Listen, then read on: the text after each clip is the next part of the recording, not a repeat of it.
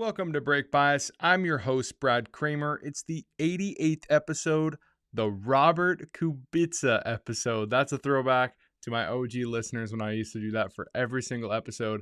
But I'm here after this season opener in Bahrain. It felt like deja vu a little bit with a dominant Red Bull 1-2 finish at the front to start the season. But before we get to today's episode, first, a quick reminder to check out the link tree in the description. It has links to all the platforms where you can find this podcast and the ways you can contact me. Now, let's get into the first race rundown of the season with an old friend of the show. All right, I'm joined by a good friend of mine. He likes Red Bull a bit too much for my liking, but he's all right, I guess. Shaq, how are you, buddy? Good. Arch nemesis, Mercedes over there. But yeah, no, we're all good. Into the new season. Well, how did you get ready for this season, man? You watch any testing or Drive to Survive? Were you just as amped as any other year? Yeah, I mean, I was super excited going into this year. You never know what could happen. There's so much talk, as you know, over every winter of how much performance each team is gaining. McLaren seemed very confident in themselves. Mercedes, you don't know what they can really come up with. But I honestly didn't watch too much of the testing just because of the time difference and with working, but was able to recap with some YouTube videos on each day. But yeah, I was super excited going into the season and to see the Red Bull launch with a completely different concept was a little bit nerve-wracking, but I had faith in them, and obviously we found out with the race that it ended up working out. Yeah, I describe the Red Bull launch as very loud, just with Christian Horner, of course, front and center as well during all this stuff that's been going on with him. And then, of course, the bodywork on the thing just looks like a work of art. So that was probably easily the launch that probably stole the headlines from everyone. But yeah, did you watch any Drive to Survive as well? Yeah, sorry, yeah, I did end up watching Drivers 5. Actually, I think I have two episodes left, haven't fully caught up to it. But honestly, I was actually surprised with being such a kind of a lull season with Red Bull dominance. I wasn't sure what kind of storylines they were going to follow, but it's always enjoyable to see the behind the scenes with teams like Alpine and Haas. And actually, one of my favorite episodes so far is the Mercedes one with Lewis going over the negotiations with Mercedes. Um, Funny that we know what the end result is with him going to Yeah. Ferrari. Um, but no, all in all, that was a really good episode in my opinion. Yeah, a lot of comments in that episode did not age well. Toto saying that he would not look good in red, and we already know he's going to be going to red. And I think Lewis himself even said, "I can't see myself leaving the team. Like this is my family." And it's like, by the time it gets to the actual, or by the time it's on Netflix, everyone's like, "Yeah, okay, yeah, nice, liar." Um, Yeah, exactly. so yeah, no, I think it was a pleasant surprise. I kind of reviewed it last week. I didn't want to give it any spoilers, but at this point, I think if you haven't seen it, what are you doing? Come on, hurry up. So I mean, I guess you haven't finished it though, so I won't get into what's in at the end there. But yeah, no, I think it was a good season. Um, Pleasant surprise because of how dull last season was with the few storylines, as you said. But yeah, it's always a great way to get into Formula One mood again for the start of a season. Uh, so yeah, now that we have a Bahrain Grand Prix to review, I think we should get into that. The first look at some competitive running. We haven't seen really the real pecking order or what could be the pecking order yet. So that's always what's the most exciting part about the Bahrain Grand Prix.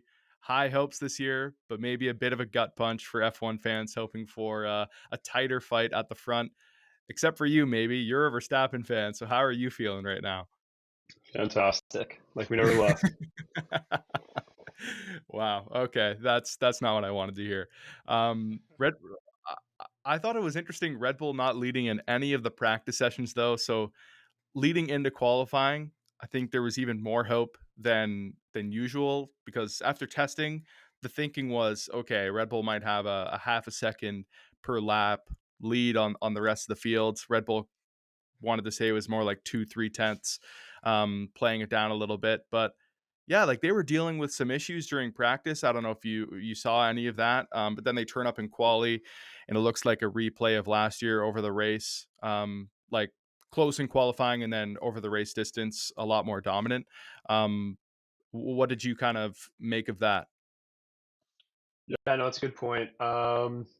With the practices being slow and then them coming out and Max giving that lap in qualifying, it was still pretty uncertain of what was going to happen. You had talks of the Ferrari and the Haas. I mean, Haas isn't in contention, but they're similar with the Ferrari that they dealt with their tire deg in the off season, and that was a complete different car from 12 months ago at this time. So with Leclerc actually setting the fastest time in Q2, um, we were hoping for obviously a better race on the Sunday, and you thought he was going to be right there with Max if the tire deg concern was what they were hoping for, right?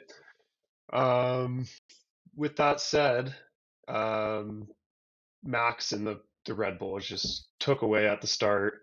Um, Although the Ferrari's tire deg did seem to hold up, it just still wasn't enough. Obviously, Charles had brake issues that slowed him down. Um, but all in all, yeah, pretty much a repeat of last year. Well, something I think is very interesting though is that last year Max was only 12 seconds ahead of Checo, I believe, but to the next car, which was Fernando Alonso, it was a 38-second gap. This year, it was only 24 seconds roughly to Carlos Sainz in third. So, in terms of Ferrari was 48 seconds back. So they actually clawed back 24 seconds in the matter of a year, and that was with both of them dealing with brake issues.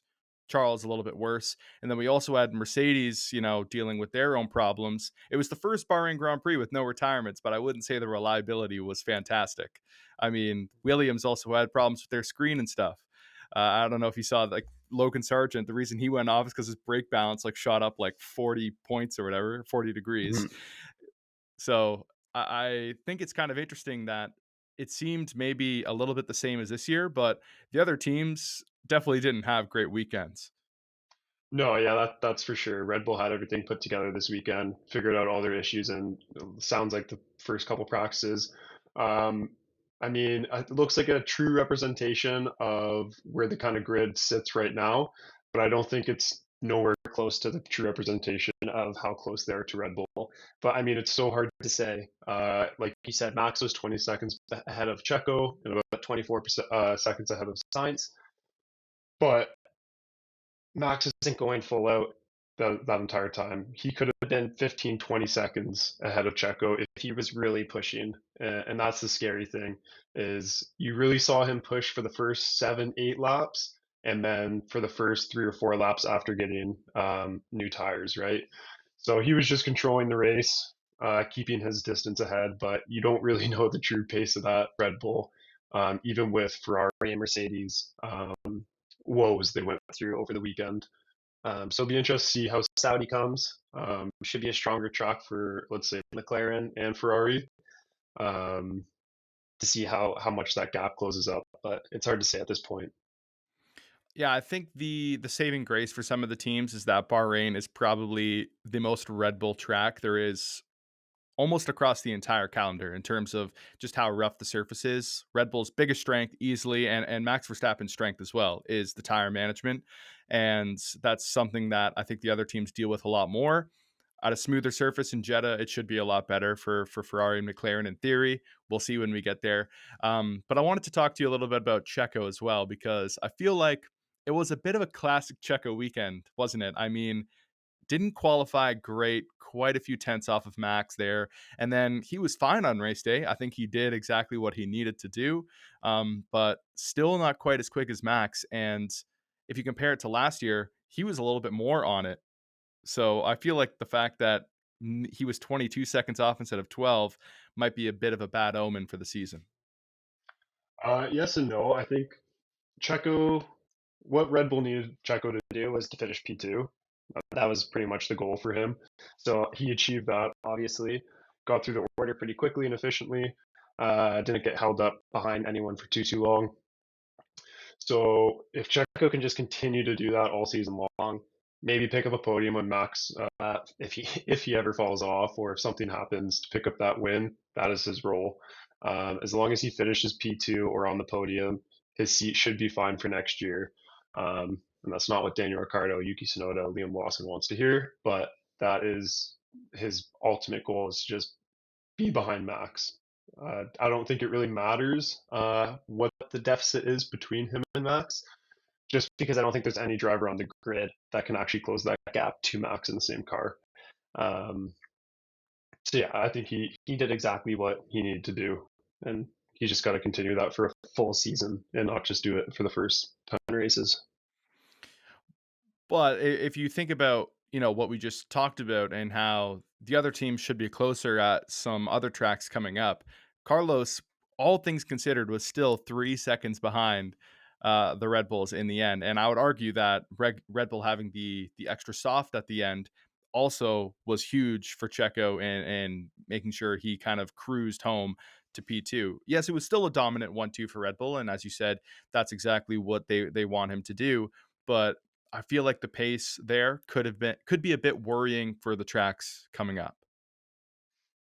Yeah, no, for sure. I don't know. It just really just depends how the other teams do. Yeah, that gap needs to be closed a little bit more than 20 seconds for sure. But um, like as far as Checo's seat by the end of the year, he does need to close that gap. But yeah, I don't know. It's a little bit hard to say with the rivals coming in what they're going to do. One thing with the Red Bulls in total that Carlos Sainz did say in an interview yesterday that I found was just insane. Is that Ferrari knew since testing that the Red Bull had the same tire degradation on the softs as other teams have on the hards, which is just absolutely ridiculous. And that's just the masterclass of Adrian Newey. Yeah, I don't know how the Red Bull does it in terms of their tire whispering abilities. It's really ridiculous, and I think that's also a skill that is underrated for Max Verstappen as well. He's not just quick. I feel like how he can be quick and also look after his tires is also just something that only the greats can do, and he is absolutely one of the greats. So I feel like he deserves some credit in that as well. I feel like there's been plenty of races in the past couple of years where Checo falls off at the end of a stint. Max just keeps on going. I think that was the difference in Miami last year.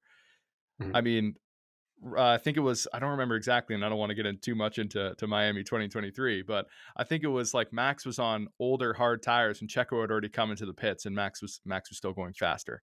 And Yeah, that's just how relentless he is.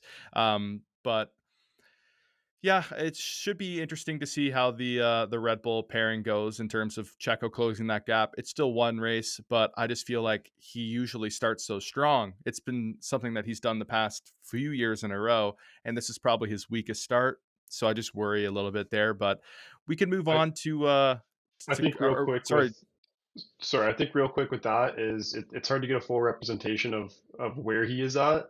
I feel like Saudi is better suited towards Checo with a street circuit, and he's done really well there in the past. So I think by the time the next race is over, we can kind of get a better representation of how close he is to Max. Um, Absolutely. Some teams don't even like they don't even consider, looking at what the pecking order is until like after 6 or 7 races. yeah, So there's still lots to figure out for sure. We don't want to overreact by any means, but I don't think it was the greatest start for Checo. So something to keep an eye on for sure. But I wanted to get into to Ferrari a little bit with you as well. Carlos, of course, rounded out the podium. I think he was impressive all throughout the weekend. And that fight with Charles, oh, that was spicy, man. I think this might be a new sort of trend for this duo. 100%. Yeah, man, that was the highlight of the race. Honestly, was watching those two go at it. Carlos has a ton to prove this year. He wants to give Ferrari a big fu to getting Lewis in there instead of him, and he wants as many teams on the table as possible for next year, right? And actually, before the season, I had a prediction that I actually think Carlos Sainz will finish ahead of Charles Leclerc in the standings. Um, I just think I don't know if there's a curse on Leclerc or what's going on, but he's always got something that he's battling, whether it's the car or it's a mistake or whatever. There's very few weekends that he can actually pull everything together with the car as well, and perform. And then he was starting to do that at the end of last year, but I think Carlos just has a ton to prove this year, and he's going to show people why he's one of the best drivers. That is certainly a bold prediction. I've heard that prediction actually be made elsewhere, and my thoughts immediately are just based off of where the car was last year. It seems like it's ridiculous to suggest that Carlos would be on top of Leclerc over the course of a whole season. But yeah, those same questions still hang over Leclerc. It's just like, is he too mistake prone? Can he keep it together over the course of a whole season? I think Sainz is someone who might not have the outright pace as Leclerc. I think most people would agree, but he's probably one of the smarter drivers on the grid. So I think he deserves a lot of credit for that. I think he would be the perfect number two at any team. I just don't think Carlos has quite the outright pace to win a championship either. Um, so it's tough. I would take Leclerc over Sainz over the course of the season. I wouldn't necessarily agree with you, but yeah, a lot to prove this year. I'm super excited to see how this duo race each other all year long because Carlos doesn't have to really listen to anything Ferrari says if he doesn't want to. Mhm. Yeah, if the way the season is going is that Max and Red Bull are just going to dominate again. There's so many storylines to watch for this year that makes Formula One's just so much more exciting. Um, like the Ferrari pairing to see how that goes. Lewis is in the exact same situation with Mercedes to see how he kind of hands that torch to Russell, or if he wants to kind of make a statement himself in his last year. It's going to be really really interesting to see some of these duos go at it. Yeah, I think the Mercedes pairing, it should take a little bit more to kind of push them over the edge just because Lewis has been there so long. He was the number one, Carlos never was. And I just feel like Lewis has to be a little bit more tighter knit with everyone within that team. You would think so. They should be able to keep a lid on that at least a little bit more than I think Ferrari should. But who knows? It could easily blow up as well. So I guess we'll move right over to them. Mercedes, I think, looked a little bit third on the road today. Probably could have had a little bit more. How do you feel they fared? Do you think it was positive for this P2 fight, I guess, between the rest of their teams with this brand new concept? Yeah, I mean, Mercedes actually looked really strong at the start of the race too. Russell was gaining on Verstappen on some at the first couple laps. He was starting to get to him, and I was starting to worry a little bit. But again, it's so hard to say because they had problems. They had, like in Lewis's car, his seat was broken. He was having battery issues. He was having brake issues. Same with George was having battery issues. So again, it's so hard to see the true pace of that car, but it does look night and day compared to the past 2 years and their new concept. The car looks great, looks well engineered, and it looks like they actually have something to fight with this year. It's going to be a really interesting battle between them and Ferrari, I believe, for that order. In terms of what you said, that maybe it might not blow up between Lewis and Russell. Um, I'm not too sure about that. There was multiple moments last year where the two kind of got into it, and that was just a little glimpse. And I think this year we could see a lot more of that as well. I'm not saying it's impossible. I just think they might be able to be a little bit more civil than I think Carlos has absolutely nothing to lose, where Lewis has like just so many years within the team that I don't think he would want to leave it in a sour way. However, that being said, I still think it could easily reach a point where Mercedes kind of just ends up pushing Lewis out anyway, and then he's probably not going to respond quite nicely to that. And if George wants to put his elbows out, Lewis is going to respond as well. So it could easily blow up. I just think the Ferrari one has even more potential. We're already seeing it. Carlos did not care about Charles there at all. Clearly, at least in how I saw it. But for Mercedes, I think there has to be something said about the fact that they overhauled their car more than anyone, and they arguably made an advancement on Ferrari and McLaren. I guess I don't know if Mercedes was ever the second fastest team last year, over the Mhm. course of the entire season. They finished second, but were they ever really second fastest? I'm not so sure. So the fact that they overhauled their entire car and they're still right in that fight, I think has to be a huge positive for them. But yeah, they certainly did not have their ducks in a row in Bahrain. Quite a few fundamental issues there. So yeah, we'll see. I've heard reports. I think Toto said that it cost them half a second a lap. I don't know about that.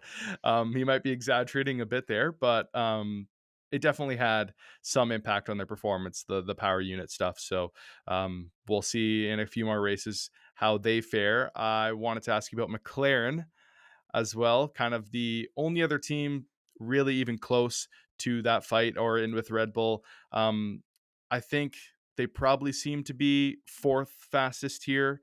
The only reason I think they finished ahead of either Mercedes was just because of their issues.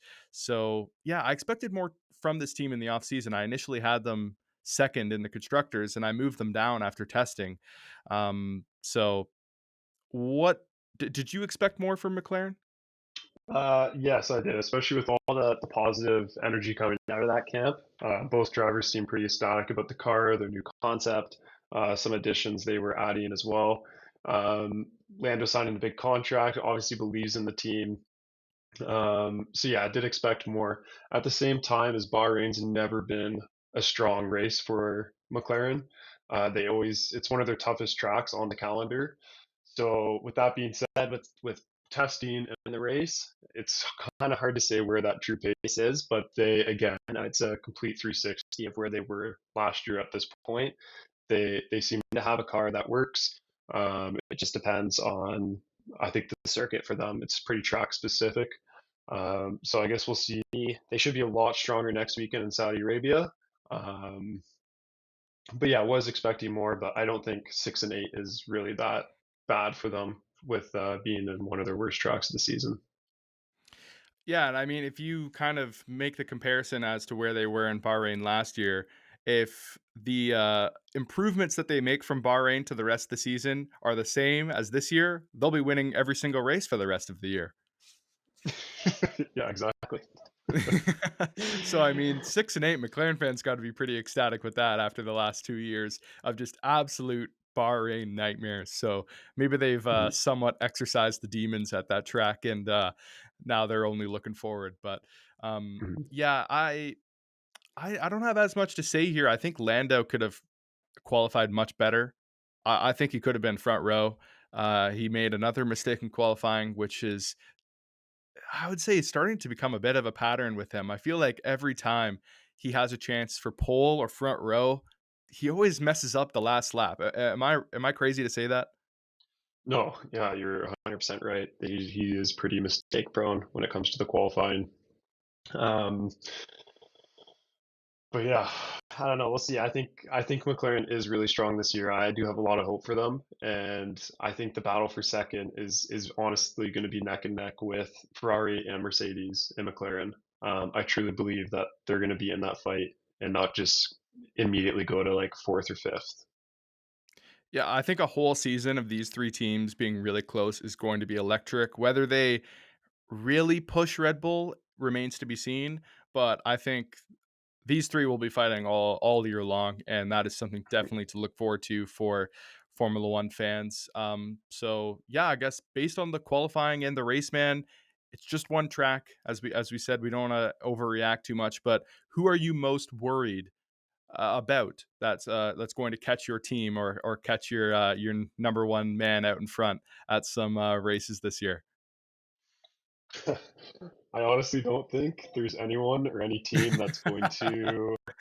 No, I'm being serious. I don't think there's any I know, team I know. that's honestly going to touch Red Bull this year. I'm sure there's going to be someone that's going to get a win this year. I'm not saying Red Bull's going to win all 20. What are we at? 23, 24, 24, I think this year. Yeah. 20. Yeah, crazy. Get 24 races. There's no way. Like that would just be ridiculous. But um, on true pace, I just don't see any team competing with the Red Bull.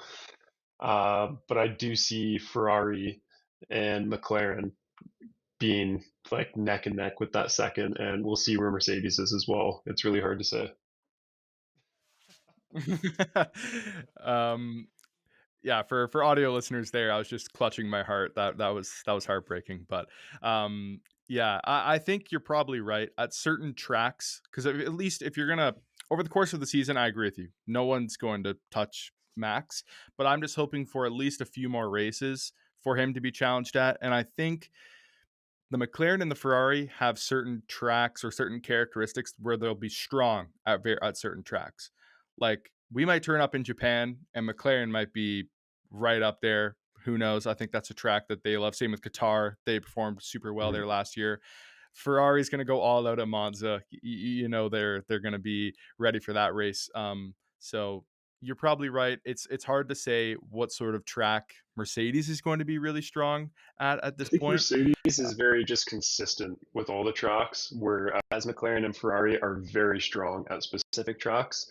And I think that's kind of what we saw in the standings last year with McLaren or Mercedes in second place, is they were just consistent throughout the entire season, where Ferrari Except and for McLaren Brazil. just had some, except for Brazil, where Ferrari and McLaren just had some horrible weekends. So I think that's where we're going to see the big um, difference in the standings there. Yeah, and really, I think it's all going to come down to another big development race this year as well. It's still early. Mercedes is still in a learning phase because they changed their car the most. I am hopeful that now with they're saying that what they're getting in the simulator and in the wind tunnel is perfectly correlating. I think I was saying this last year too, though. So Two everything should years be now. correlating better now. They should be okay, maybe 2 years, but they should be developing better. That's the hope. But yeah, over the course of the season, no, it's Red Bulls to lose, but yeah, at certain tracks, as I said, Japan, Monza, hoping maybe McLaren and Ferrari can challenge there. Now, a couple teams that are not going to be challenging Red Bull this year, barring a miracle. I want to start with RB. I expected a bit more performance from this team at the track as well. My bold prediction for the race was that they would get double points, but I don't even want to talk about their performance. Did you see what happened after the race? Yeah, man, that was honestly, I don't even know how to describe it. It was honestly a bit sad to watch, to be honest. I just the incident was um what was it, lap 48 or something like that. Yuki and Ricardo switched. Ricardo was on the newer set of tires, thinking that they could get to Kevin Magnussen. It wasn't going to happen. Yuki got very upset about that switch, and after the race, almost hit Daniel when going around their cooldown lap. Yeah, just absolutely crazy. Did not see this happening at all. Yuki and Daniel off track are like some of the nicest, funniest people. But yeah, Yuki, he's got some fire in him, and if you piss him off, he'll let you know. Well, I'm more curious actually to get your sort of take on the situation in terms of like, do you think it was a fair reaction from Sonoda? Like, do you think the switch was unnecessary considering they were fighting for 12th position? Daniel certainly was on, like, he was on the softs. Yuki was on the hard. He already had clawed back, I think, like a 4 second gap from like the beginning of their stints. So Daniel was going faster, but again, he was never going to catch Stroll for 10th. So Mhm. do you think it was just unnecessary? Do you think the reaction was warranted? I want to know your take on the situation. Honestly, I think you always let the fastest driver go through no matter what. If you're going to catch him or not, why keep the faster driver behind? So I don't really disagree with the call for letting Ricardo through. Um, Yuki's reaction, yeah, it was a bit out of character. Well, not out of character, but it was it was just a little bit uncalled for, to be honest. Neither one of them were gonna get any points, but yeah, you always let the faster driver go. It's as simple as that. But I mean, there's a lot of potential in that team for both of them to do really well, depending on how Sergio does to get that other Red Bull seat. So I can see how maybe when you look at this from 10 months from now, you see in the standings, oh, well, Daniel Ricciardo finished ahead of Yuki here. Um, how that maybe looks, I don't know if that really weighs on anything, but he did finish higher at the end of the day. Yeah, and I think this race might be forgotten by the end of the year, and they just look at race head to heads. It's going to be one Daniel Yuki zero. Mhm. So that is fair, and I get the frustration to a point. You never want to let your teammate through. But yeah, it's completely unwarranted to be dive bombing your teammate Mhm. and locking up massively on the cooldown lap, and then almost side swiping him afterwards. Um, I think if you're Yuki, man, you gotta think about if you're trying to make it to Red Bull, you may have just ruined your chance already. Like they're like, okay, this kid has clearly not gotten any more mature or any more. Like, how do you think he's gonna handle getting just torched by Max? If this is Yeah, how he's no, handling letting his teammate get through on a meaningless opening race of the season for no points. So I think Yuki's not thinking clearly there. He's just thinking, I don't want to let my teammate through. But in the end, if Red Bull is where you're trying to be, that was not what you wanted to just show Helmut Marko. no. 100% agree. I mean, Max was like that too when he came in. He was kind of a little bit like Yuki. But he obviously matured and he was just a different type of driver, but he was very hot-headed. He was very hot-headed and, would do sort of that kind of thing. But yeah, no, it's not a good look for Yuki at all. And um, yeah, I think it's something that you'll definitely remember when picking your drivers. Yeah, at least for Max, when he was just like playing bowling with some cars early on in his career, he was doing it for podiums and not for P13. But yeah, no, Max has certainly come a long way, and you're right. He was, I would say, immature, but he was also 16. Mhm. Yuki's like 22, so yeah, by 22, Max was winning races and challenging at the front. So it's a little bit different, but I do see your point for sure. Um, yeah, I guess that's kind of it with RB, another team at the back that also completely overhauled their car, and they are certainly not in the P2 fight. Is Alpine? Don't even hold back on this team, man. Like literally, just completely give it to them if you want, because I've heard their technical director and head of aero have also resigned now after the race, which is just bonkers to me because they've already lost so many personnel. Just Mhm. what in the world is happening here? Man, it's super disappointing. With the thing I like about Drive to Survive is you get kind of this insight of the people working around different teams, and Alpine seems like an amazing culture, to be honest with you, and such a great team. And I love Pierre Gasly. I'm not a huge fan of Ocon, to be honest with you, but I really like Pierre Gasly, and I want him to do well. And this is just so disappointing, especially when you see Red Bull or RB making that step, and that's the team he's left to go to Alpine to try and fight for that P4, potentially P3 position. That's where they're trying to get to. That's their 5-year plan um, that we've been hearing for the past 15 years. Is it 5 But year or is it 100 race? I forget. I don't know, but they're well past it. Um, no, and this team has a massive group of celebrity owners. So Right, yep. it's just like what is going on, what is the issue, and it's just there's so many things, and it's hard, like you said, that certain personnel is leaving the team. It's like, how do you build a culture and how do you build winning success when you constantly have people leaving, and you're working with different people every single month, every single year. It's really hard to build on that.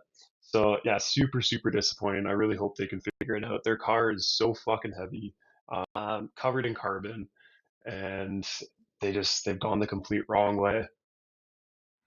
Yeah, the hope is that they have, because it's a brand new concept, the same kind of thing that they're developing, but they've started so far off that even just some developments are only gonna bring them back to the midfield because, Ferrari, McLaren, Mercedes, they're gonna keep going too. So, to start this far back is just a horrible, horrible way to start the season.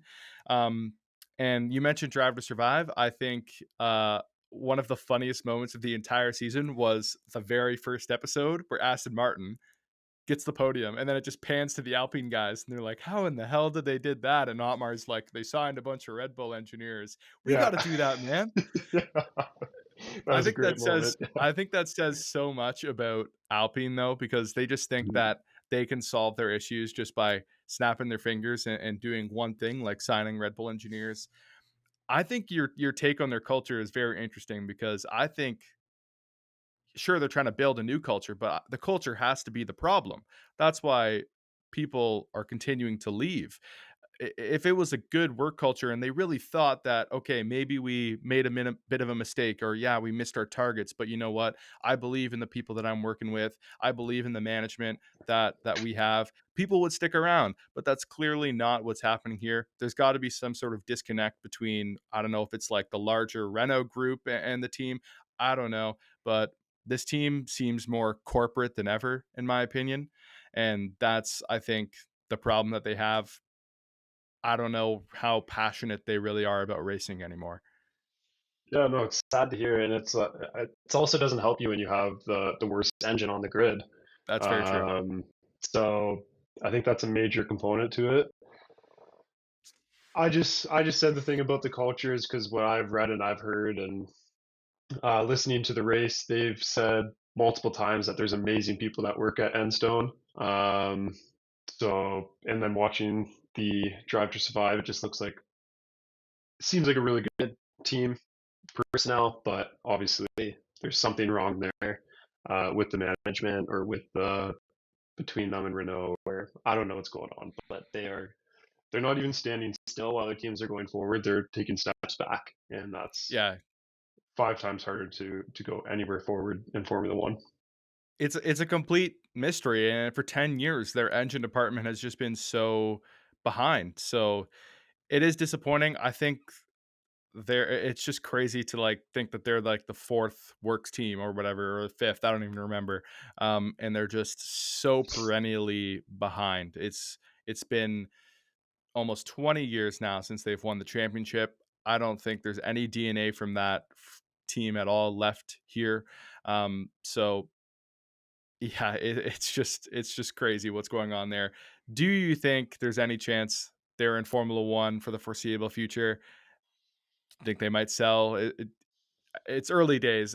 I wouldn't. They're not going to be like running to sell right now, obviously. But do you think there's any possibility of that? I mean, yeah, it's an interesting point, especially when you have like we talked about that massive group of celebrity investors. Like Alpine was always kind of like right there and ready to make that next step, and it would have been so profitable and such a great team. But if they're seeing this, like they at this point, they're going to end in like P7 or P8 in the championship, which is nowhere where they want to be. Um, and it's just, I don't know. It's really, really hard to say. It's like when you have that many group of outsider investors into an organization, it's just there's a lot of different opinions out there, and if they keep doing this bad, they're going to lose a ton of money. So if they're not making forward steps, then you would have to think that maybe the team is in jeopardy of being sold in the near future. Yeah, I mean, 16th and 18th, I think, is where they finished. I might even be wrong on that. It might have even been worse. That's just not going to cut it. 17 and 18. 17 and 18, perfect. You got it pulled up. Yeah, that is just an absolute nightmare start to the season, and it doesn't sound like it's going to be any better in the near future until they really, get some weight off of that car and develop it. And with people potentially leaving, that's obviously not a good sign. Tenured people within that team as well, important people, and they're already ready to leave after one race. That's not good. But anyway, that's enough on Alpine. I thought there was too much Alpine in Drive to Survive, and I don't want too much Alpine to be in this episode either. So the last thing I want to talk to you about that's somewhat Bahrain um, related is, of course, your team principal. What is going on here? I mean, I have to ask you about it because he's been cleared of any wrongdoing by the larger Red Bull group. They investigated the case, but this investigation is still hanging over this team, and quite a lot has developed since just a week ago when I recorded. You know, the leak. Of course, he's staying in the spotlight with some of these. It seems like he's sort of making a statement by bringing his wife into the paddock, and some of the things he said. I want to hear your thoughts on this. I know it's kind of a broad topic, but Yeah, I mean, it's also it's such a hard topic to talk about because there's so little information out there.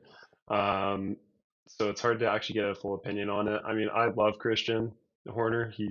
I think he's an amazing team principal. Obviously, he's the longest tenured one in F1.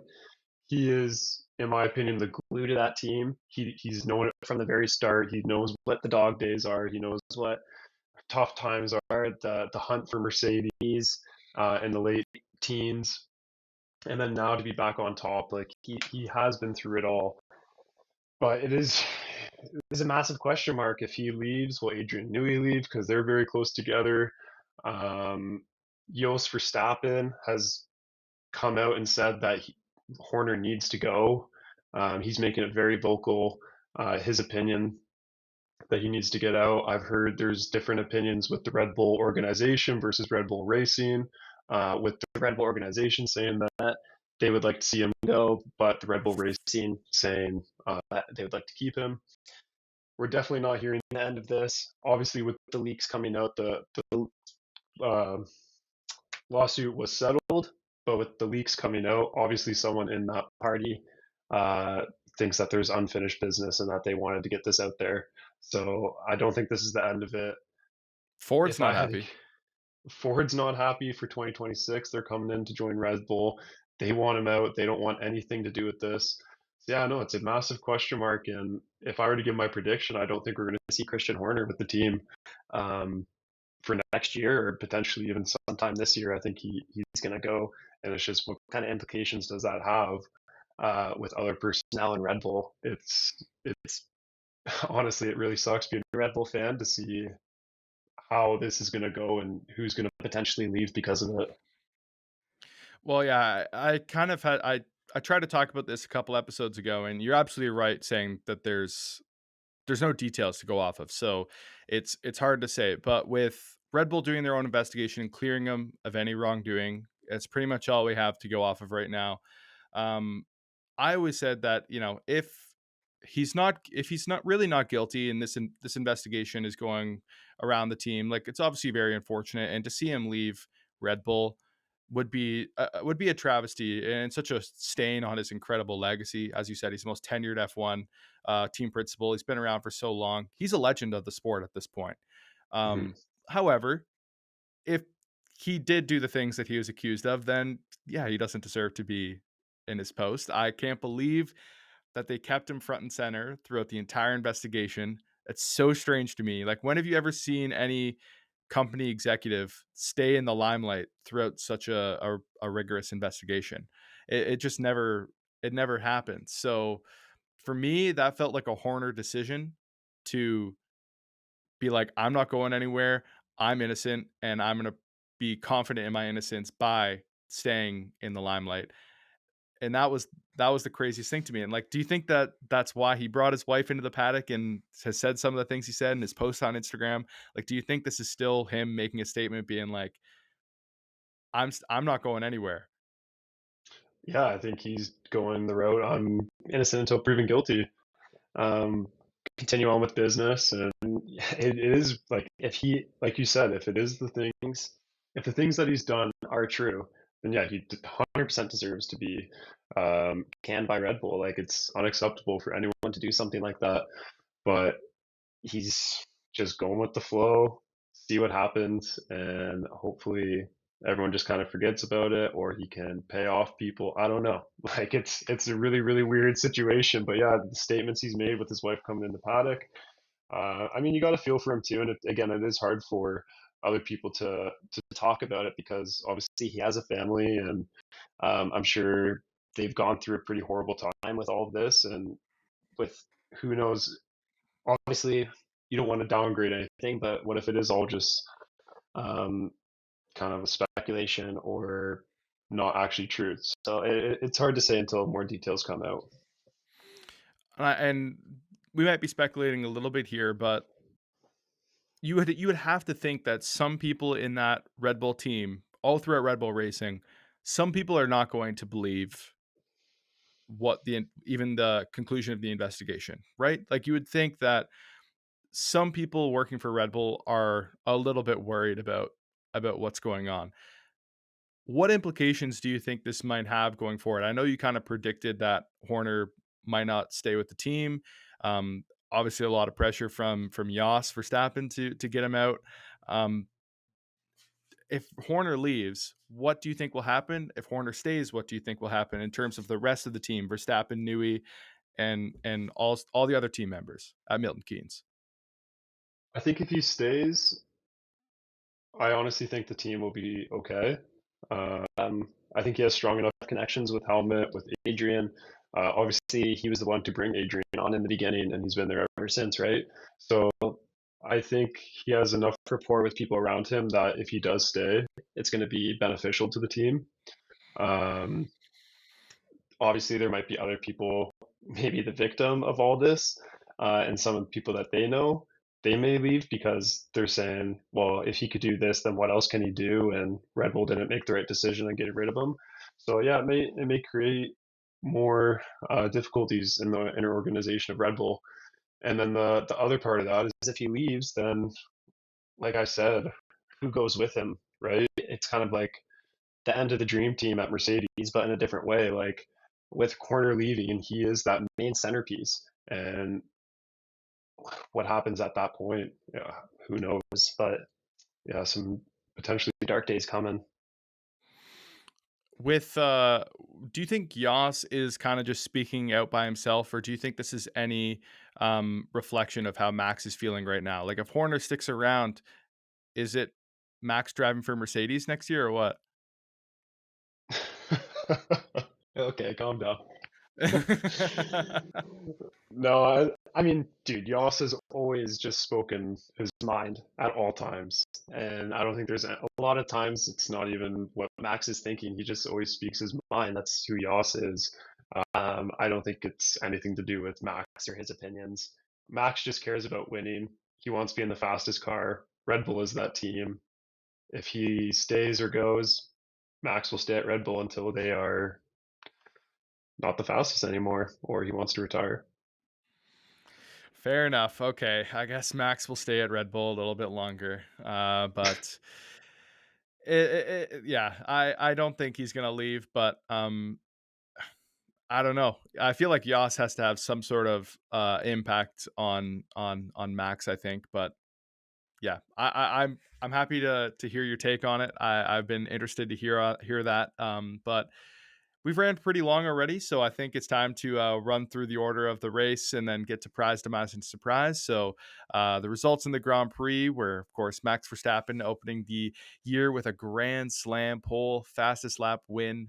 Led every single lap, 20 seconds behind him. Then was his teammate at Red Bull, Sergio Perez, rounding out the podium was Carlos Sainz, an impressive drive from him. P4, Charles Leclerc from the front row. Then it was George Russell in P5, Lando Norris P6, Lewis Hamilton in P7, all finishing pretty close on the road.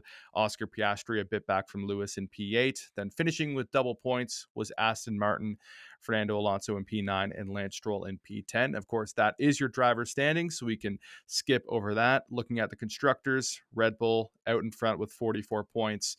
Ferrari next behind as they finish second and or third and fourth rather, 27 points. Mercedes next with 16. McLaren just a bit back from Mercedes with 12 points, and then fifth is Aston Martin with 3. The rest of the teams all on 0.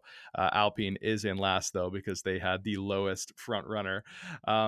Prize, demise, and surprise though, Shaq. I explained it to you before we started to recording here. We'll start with you then. The prize of the weekend, who do you got? I got the prize of the weekend, Carlos Sainz. I just thought it was a huge weekend for him to come out with the off season of him getting canned by Ferrari. Seems like they have a great car underneath them, and he just unbelievable battles with Leclerc, and I'd give the prize to him. He was also driver of the day. Yeah, a deserving driver of the day. I think the outside shout out for driver of the day. I don't know if I've ever seen one give out to someone who didn't score points, but I thought Joe Guan Yu was actually pretty spectacular. He's not my prize. I'm going with Checo, and I know I was kind of harping on him earlier about needing to close the gap, but allow me to explain here. I think this was a huge W for Checo. The fact that Red Bull was so dominant, because this is exactly what he needs to keep his seat. We've always said once the field closes in, which we've been hoping happens for 2 years now, then Red Bull's going to need a better second driver because other teams are going to be quicker than him. But if this is the performance that the car has, Red Bull's fine because Verstappen can win the constructors by himself. So they can just keep a guy who's not going to challenge him. He's not going to ruffle feathers. And there's no reason not to sign him back. So I think this was a huge W for Checo if he wants to keep his Red Bull seat. Fully agree with that. Yeah, that's a great take. All right, well, let's move on to demise then. I'll start here. I'm going with Laura Mekis. He is the new team principal at VCarb or RB, whatever you want to call it. Um, he's taken the L here because he's been the team principal of this team for one race, and he's already got his teammates going at each other. Daniel calling Yuki a helmet. Yuki's clearly not happy about what just happened there. So I don't know if that was ultimately a Laurent Meki's call. You would think that he had to have some say on that driver switch, at least the final say or a final approval. So he's going to have to be handling this duo for the rest of the year at least, because Liam Lawson is supposed to be coming into that team next year. So it's not like he should have 2 years of this duo, but still, he's got 23 more races to handle this. Yeah, maybe they'll have to bring in Otmar since he's such a pro with dealing with two drivers. Maybe that's a Yeah. possible solution. Yeah, I think they definitely screwed up, man. They should have brought him to be the team principal there. Um, so yeah, I think. What do you got for the demise? We'll get into that. The demise I have, and I don't even know if there's a worse. Is there a worse word than demise? Because it would just Why? be like we talked about. It would just be what we talked about earlier in Alpine. Just a complete Okay. shit show, gong show situation that they're in. Again, I don't know if there's a worse word than demise, but whatever it is Alpine racing right now. Just a horrible start to the year. I mean, they can only go up from here. Well, unless they finish P19 and P20, then that could be worse. But yeah, just a horrible, horrible start. And there's really not much. We've already dived into it. Not much else to say about that. Yeah, that's a completely fair one there. How about your surprise, man? My surprise of the race was Lance Stroll. Such a horrible start for him. I mean, such an amazing start for him until turn one. Just a bad situation to be in. Went out of control, was in P20, and for him to fight all the way back to P10, I just thought was an amazing performance for Stroll. If he can keep this up for the whole season, then Aston Martin could be in the hunt with the other three teams for P2. Not saying they're going to get to P2, but it'd be interesting to see another team in the mix. And the reason they weren't really in the mix last year was because of Stroll. So if he can get his craft together and put weekend in and weekend out, kind of like what he just did today, this race, then they're going to be in a very good position. Yeah, we didn't really get into Aston Martin a whole lot. I think at qualifying, it kind of looked like exactly what was going on last year. Alonso, I think, was fantastic on Friday, not Saturday, as it usually is. He was fantastic. I think it was a hell of a lap to get himself on the third row, I think it was. I think McLaren's were on the fourth row, whatever. Um, and then Stroll, a little bit of trouble in qualifying as he seems to have basically all throughout his career. It seems like on in qualifying he struggles a little bit more. Where the race he does actually control a race pretty decently sometimes, and that's exactly what he did on race day. It's kind of funny how you said he had a good start or a bad start, or because really he had a terrible start but a great start to the season. So that recovery was pretty special. I think to be even close to Fernando at the end of the race is exactly what you would hope from Stroll. And Mm-hmm. Fernando had a much better start to the race than Lance did. So yeah, I 100% agree with you. He was surprisingly pretty good. But my surprise is another team we haven't talked about yet, and that is Haas. They came to this race thinking that they would be not too far off the back, but they would be 10th fastest. And the talk around the paddock is that they might be the sixth fastest team. Nico Hulkenberg's lap times were close to that of Aston Martin's all throughout the race. Hulkenberg just had a nightmare start to the race as well. Of course, being tangled in with Stroll, and then Hulkenberg had to change his front wing, where Lance didn't have to go through that pain. But yeah, Magnussen up in 12th. Last year at a track like Bahrain, where the tire drag is so bad, we would have seen them go straight to the back. After a couple laps, they would just be falling like stones. All the midfield teams rather would be passing through them with ease, and that didn't happen. So at the end of a stint, RB's struggling to get past Magnussen, I think is a great sign for things to come for this team. Yeah, no, that's a great surprise team. Last year, Haas was an amazing qualifier, but just again, like you said, couldn't put it together in the race with their tire deg. And similar to Ferrari this year, it looks like they've solved that issue with the tire deg. So again, they're an amazing qualifying car, the Haas, and if they can pull it together during the race, then yeah, I could see them being in that P6 potentially, well, P7 potentially P6 position in the standings. So very exciting. I think Hulkenberg is he's a very quick driver. I would put him above Magnussen as well in terms of just the better driver in that duo. And I think for him, he's looking for another opportunity at a better team. And if Haas has a decent enough car this year that he can show that, then that's great for him. Yeah, and the one thing I'm going to add on to that just before we wrap up here is that, of course, this was Ayo Komatsu's first race with the team, or as team principal, I should say, not with the team. He's been there a long time. And Gunther Steiner not there anymore. And I've seen a lot of people talking, giving Komatsu credit for this race. I just want to pump the brakes on that just a little bit. I'm not trying to like go big time defending Gunther here, but it's not like Gunther left in February or January or whenever it was, and then Io just snapped his fingers and solved the issues within this team. So pump the brakes. Gunther wasn't the complete problem there, but I still think this is a great sign. And Io obviously has done a great job since the time he took over. But that's the only thing I wanted to say. I also did tweet that from the Break Bias account, so follow that. But well, Shaq, another Saturday race this weekend. Do you expect anything different before we wrap up here? Yeah, it should be an interesting race. Honestly, Saudi Arabia is one of my favorite races of the season. Um, love the qualifying at that track as well. First But sector is yeah, I think amazing. this. Oh, it's unbelievable. I just think this race will actually give us a better understanding to see where these teams really are in the order. Hopefully, Perez can close the gap to Verstappen a little bit, and I'm really hoping for McLaren to have a stronger performance in this upcoming weekend. So yeah, very excited for the race. What are your predictions? I'm gonna get into my predictions in just a second, so I don't want to get into it too much. I'm gonna leave that for that segment. But yeah, I do think it's gonna look a little bit similar. I'll say that. All right. Always a pleasure, man. Thanks for your time and coming on to talk all things Bahrain Grand Prix. Yeah, thanks for having me again, Brad. All right, take care.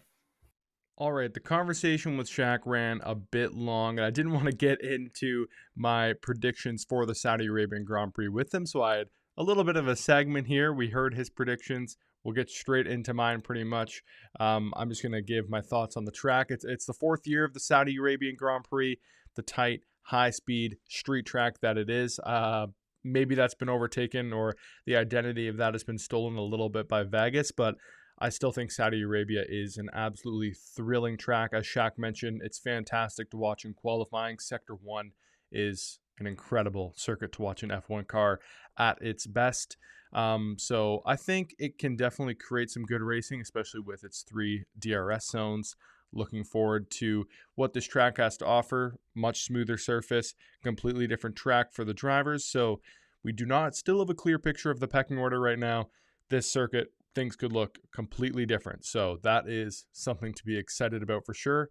The race is going to be on Saturday again. That is out of respect for the first day of Ramadan falling on this Sunday. So that's why Bahrain was also moved back, because Formula One can't have 2 races in 6 days. So both the races to start the season are on Saturday. So prepare for that. Qualifying Friday, Saturday race. Yeah, I think I'm pretty much good to go on the predictions. I think pole. I'm gonna double down. I'm gonna double down and say that Charles Leclerc is gonna finish on pole this time around. I know I predicted it last time, and he did have the fastest time in qualifying, just not good enough for pole in Q3. Of course, his Q2 time was the fastest time, but conditions change. It's not really a fair comparison, but either way, I'm gonna have to put Charles on pole this time around. I think Sainz and Verstappen will also be in that fight, though. Verstappen probably going to end up on the front row, though. Once again, on a Saturday, though, I think Verstappen will win. It'd be crazy to bet against anyone else at this point. He's obviously going to be handy here. But I think this time the Red Bulls will be split, so Checo is going to be on the podium, and I think Charles Leclerc will take home P2 and bounce back from his woes last week. Sainz will take home P4, kind of continuing this Red Bull Ferrari trend in the top four. I think Lando will be P5 instead of George Russell this time. McLaren, I'm kind of with Shaq there as well, backing them a little bit. Not going straight into my bold prediction, but I think Williams could be a team to keep an eye on out here, because they, based off of their upgrade that came in Canada last year, so they didn't have the speed at any of the early tracks until Canada came around, and that's when they really started to score points with Albon. They would have done well at a track like this, I believe, anyway, last year. Maybe not so good through Sector 1, to be fair, but still, it's very high power, and the slippery nature of that car is obviously going to do well. I mean, Sargent's time was incredible until he had that silly track limit error, if you guys remember, in qualifying, that ultimately canceled his lap time, and then he couldn't put one together. The Williams would have been handy here, but this car is completely different. As long as they sort out their steering wheel problems, it'll be interesting to see how they fare here, to see really if the characteristics of that car are completely different. This will tell that story, I believe. So an interesting back marker to just kind of watch as you probably watch Max Verstappen drive off into the distance. As for my bold prediction, though, it's all about Mercedes. I think this will be a tough one for them, especially Lewis, who's had struggles at this track in the past, at least within the new regulations. I mean, he was fantastic here in 2021, but the last 3 years, if you include the predictions that or the struggles that I'm predicting, it will be a tough go at this track. So yeah, I'll say one of the bottom 5 teams to actually make a prediction will finish ahead of Lewis in this race. So yeah, and I did forget, usually I always talk about last year, so Perez did actually win this race last year, one of the few that Verstappen didn't. Of course, Verstappen did start 15th on the grid with a qualifying issue, though, and still made it up to P2, only 5 seconds behind Checo. So that's what happened here last year. Alonso did take the lead out of turn 1, but ultimately could not hold off the Red Bulls and finished a little ways behind them both. Now let's get into Brad's bets. Last week, Leclerc on pole did not happen. It was very close. That was for plus 270, so pretty good value, but ultimately, if you don't win it, then it's a loss. So that was a no. Over 18.5 cars classified was a pretty good bet. I believe that paid out pretty good money, plus 175. That was a yes. Over 10 seconds win margin, that was plus 185. Personally, I absolutely hammered that one, so that was a big win for me. Sonoda points for minus 135. Supposed to be a bit of a safer pick. Did not happen. That was a tough one. My safer pick was Lando top 6. He barely got that top 6, but it was a yes if you went for that. And then my long shot Alpine first to retire plus 800 did not happen because nobody retired. This week, I have a few less. I'm not loving the value I'm getting on a lot of the odds here, but I'm going to say Charles on pole, I think it's still very likely to happen, although you get worse odds, which is kind of crazy. He's plus 200 for pole position. This is one that I really like. Max fastest in FP1. I think the odds are only plus 100 because of what happened last week and how he didn't lead any of the practice sessions. But I think Red Bull may have been purposely holding back a little bit, not to show their hand. Now their hand's out there. Everyone knows they're dominant. Max can just go out and dominate a practice session. He's usually the quickest to get up to speed. It's still early on, so other teams probably are going to be testing their cars a little bit more than Red Bull perhaps maybe. So I really like this at plus 100 for Max to lead FP1.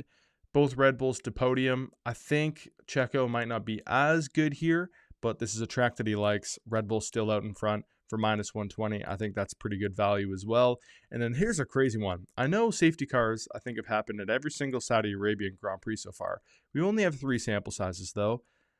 And I think this grid drives, I don't want to say they don't drive aggressively, but I think they're really good racers. They don't crash a whole lot. The reliability is great. Plus 450 for no safety car is pretty good. And that doesn't include virtual safety car. So it has to be a full safety car.